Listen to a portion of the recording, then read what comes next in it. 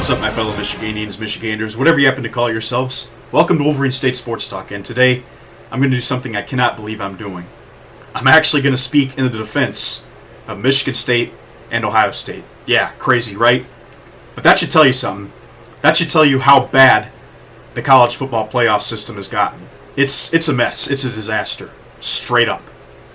So, starting off with Michigan State. The fact that Michigan is ranked ahead of Michigan State, despite the fact that the two teams have a similar record and Michigan State beat them head-to-head, to me is a complete joke. Did Michigan State get a little bit lucky? Yeah, they got a few breaks to go their way. But you know what? If you're going off the eye test, Michigan State outscored Michigan 23-3 after it was 30-14. So, I don't want to hear about the bad call. The fact of the matter is Michigan State was the better team when it mattered most in that game.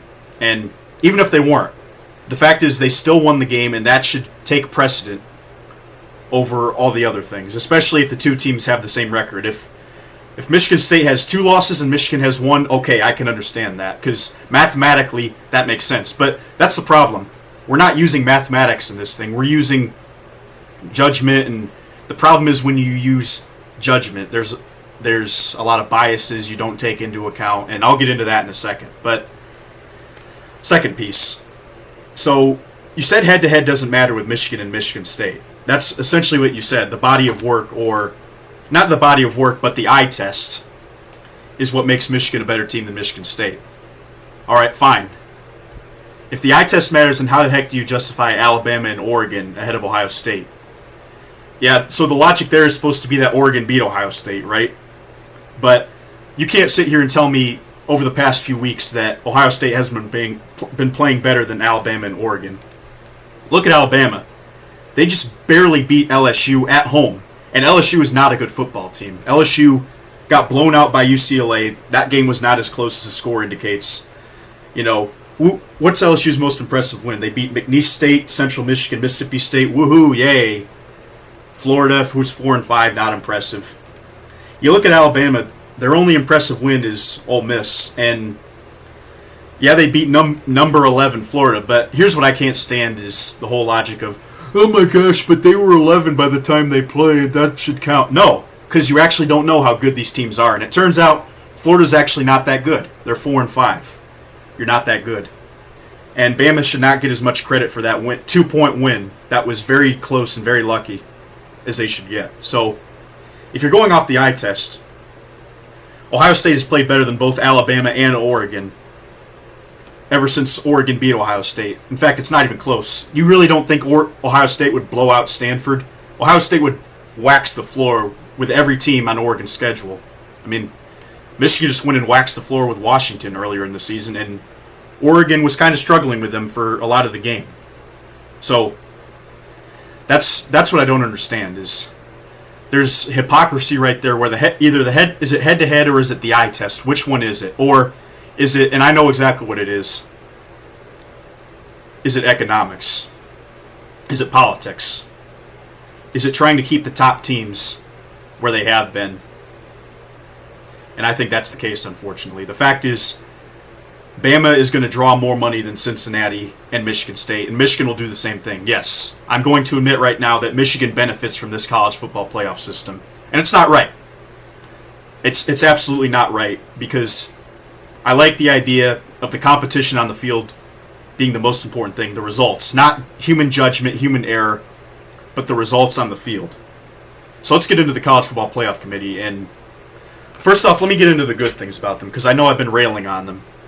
The one thing I will say I do like about the College Football Playoff Committee is the rankings don't come out until mid-season. I actually like that. So that way you don't have preconceived biases of how good teams are, At least that's supposed to be the idea of it. The problem is when you go by what the AP poll says, which is oftentimes very inaccurate, that's an issue. So just take away that precedent. That preseason rankings should not be happening in college football, period. They should not happen at all, because you don't know how good these teams are until they actually start playing on the field for a few weeks. Then you can start to judge the teams they played. You can sort of have a database on how good these teams really are. And I do obviously like the fact that it's 4 teams instead of 2. I'll get into the fact that it should be more, but for right now, but it's better than what we had. I will give it that. It's better than the BCS. But here's my problem. The one thing the BCS did have was some sort of mathematical logic-based system that determined how good the teams were. And it wasn't perfect either. But the problem with the committee is that they completely dumped all of that and went to humans to make these decisions. And the humans that they're using to make these decisions are all... So here's what they are. An AD from every Power 5 conference. So if you're a Cincinnati fan, there you go. That's exactly where you can point to, hey, why aren't we getting the respect we deserve? It's former coaches, and I'll say this right now, if you're a former coach, sometimes your view of college football is based off of what happened in the past and not what is happening right now. Because, when a lot of these former coaches like Barry Alvarez, who I think was part of the committee for a while, when they were coaching, Michigan was way better than Michigan State. But that's not the case today. That's not the case anymore. It's not the Big 2 and the Little 8 anymore. So it's time to move on from that. And, you look at former players, administrators, retired members of the media. The fact is, I'm not trying to be too hard on these particular people. The problem is you can stick any human being in there. Yes, you could even stick me in there. You could stick my friend in there. You can stick my grandmother in there. You're still going to have the same problems in that we all suffer from biases. And it's just a part of being human. But that's the problem with this system, is that it's all based off of human biases and not actual logic. So you look at confirmation bias. I think that's what benefits Alabama the most, is that most people before the season just said Alabama's better. And then you look at the fact that they blow out Miami and everyone thinks Miami is all that. But it turns out Miami's not that good. And then you go through the season, and then week 6 or 7, after Bama loses to Texas A&M, it's worth thinking, man, maybe they really aren't as good as we thought they were. But instead of looking at potentially contradictory info, people will find reasons to say that Alabama is the second best team in the country. And you know what? Maybe they finished the season great and they beat Georgia, and then at that point I would say they deserve it, yes. But at this point right now, I'm not sure a 2-loss Alabama team is out of the playoffs, just based off of the way this ranking system has worked and the favoritism they're giving to Alabama. So you have confirmation bias, you have decline bias, which means we don't like change. We don't seem to like the whole idea that maybe Florida wasn't that good or maybe LSU wasn't that good, but we seem to think, oh, these teams are always going to be good. But we really don't know until the season starts. I don't care what the preseason rankings were. I don't care what the recruiting rankings were, what the talent rankings were. If we're basing the rankings off of recruiting talent, Michigan should be winning national championships, and same with Texas. But you know what? They're not winning games, and that's what should matter the most. Not what our preconceived notions of these teams are, not what the results were last year, but what the results are this season. That's the only thing that should matter. And there's all kinds of other problems too. You look at the whole idea that just because every conference has representation does not mean that it's going to be the best for everybody. Because I have a story too. In 1973, Michigan fans will know what I'm talking about. Michigan and Ohio State tied for the Big Ten title. They tied the last game of the season, and it went down to a vote on who was going to go to the Rose Bowl.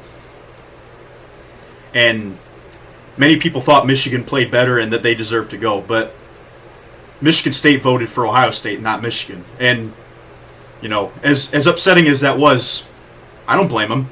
I would hope if Warren Manuel was a part of this committee that he would not vote Ohio State in. Because why would you want to see Ohio State in the stage? That should make you sick to your stomach.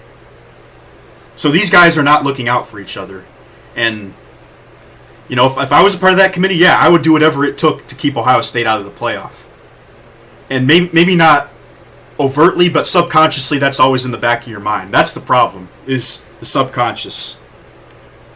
That's the problem with this system. It's designed to keep the teams that have been good at the top. And if the NFL worked that way, why don't we just put the Chiefs in the Super Bowl right now? Despite the fact that they're 5-4. Yeah, you know what? But they won the Super Bowl last year, or 2 years ago. They were in it last year. Put them up top. No, you actually have to earn it on the field. And it doesn't matter if you just beat these weak opponents. It actually has to be that you beat solid teams. So here's what I think the playoffs should do.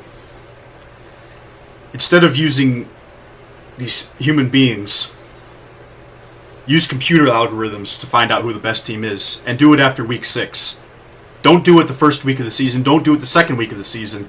Preseason rankings should not exist, period. But after week 6, then you have a database, right? You sort of have a decent idea of how good teams might be. Then you can sort of look at all the data. Like, you can see, okay, so if Bama beat Florida, but Florida's not that good, then you don't give Bama as much credit as they deserve for that win. Similarly, like if Notre Dame, for example, too. I'm speaking up of Notre Dame, too. Notre Dame beat Purdue, right? We didn't really know how good Purdue was, but now you see them beat Michigan State and Iowa, and they look like they actually have a pretty good team. Maybe you give Notre Dame a little bit more credit than they got when they beat Purdue.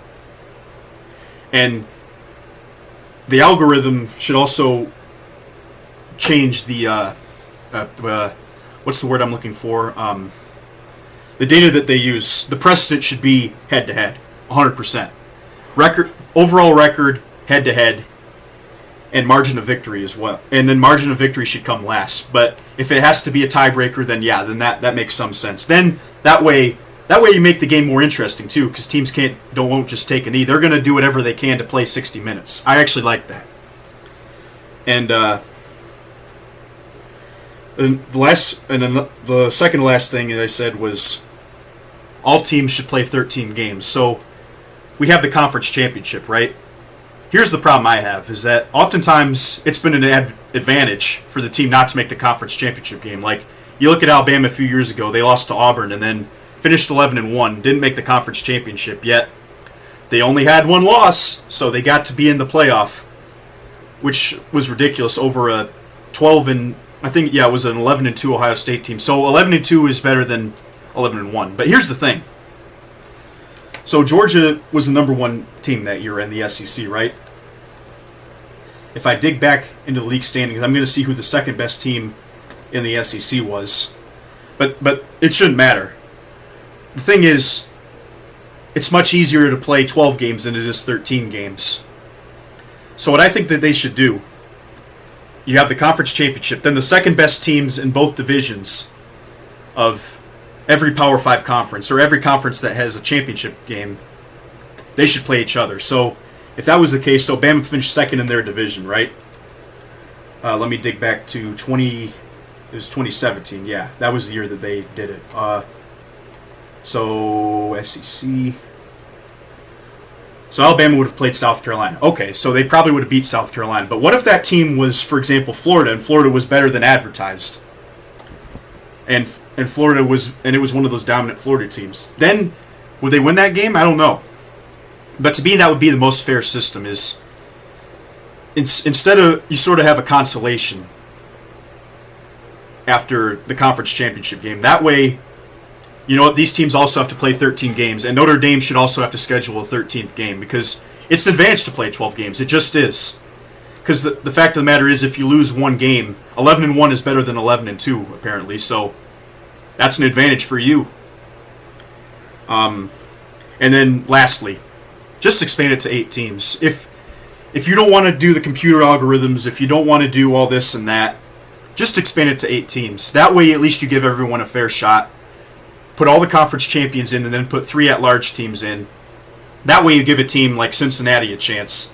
And that way, if there's a better team out there, like, let's say Bama doesn't win the conference, but you think they're clearly better, all right, you can put them in too, whatever. But the fact is, the system we have right now, it's full of hypocrisy, and really, it feels dishonest to me. To me, what it really feels like is it's a money grab, and it's designed to keep the teams that produce the most revenue at the top of the rankings, if they can. That's the big problem I have. So, they need to fix this system. I already listed out everything that I think needs to change about it. And look, I'm not rooting for Michigan State or Ohio State. Don't get me twisted. But I do not want to see the results on the field come after perceived biases of how good these teams are. You know, it's very possible. If Michigan played Michigan State 10 times, Michigan probably wins 5 or 6 of those. But you know what? They didn't. That's what makes college football great, is there's only 12 games. And I get that this is a tricky sport to do a playoff for, because there's so many teams and there's so little games. There's such a small sample size. But that's why all the data, all the algorithms have to come first. Otherwise, we're going to continue this, and it's going to be like it has been. Bama going to be number one, blah, blah, blah. Same thing over again. And I'm not trying to talk down Alabama, and maybe this stuff will all take care of itself, but I don't think you can trust it just based off of these rankings. So there's a lot that needs to change. To me, it starts with changing the criteria that we judge these teams by, and not just simply, how they looked on the field, because humans are flawed at how they view things. That's the bottom line. And if the NFL operated by this logic, the Chiefs would be in the Super Bowl right now, and that would not be cool. Many people would not like that. So, yeah, Michigan State and Ohio State fans, they both have a reason to be upset with this. Hopefully it all takes care of itself, though. And Michigan right now just needs to focus on beating Penn State, winning out. If either team wins out, if Michigan State wins out, I think hopefully and Michigan wins out, both teams win out, I think Michigan State would get the preference, or they should. But after this, there's not really a whole lot of confidence you can have. So I get it. I empathize with fans who are frustrated with this.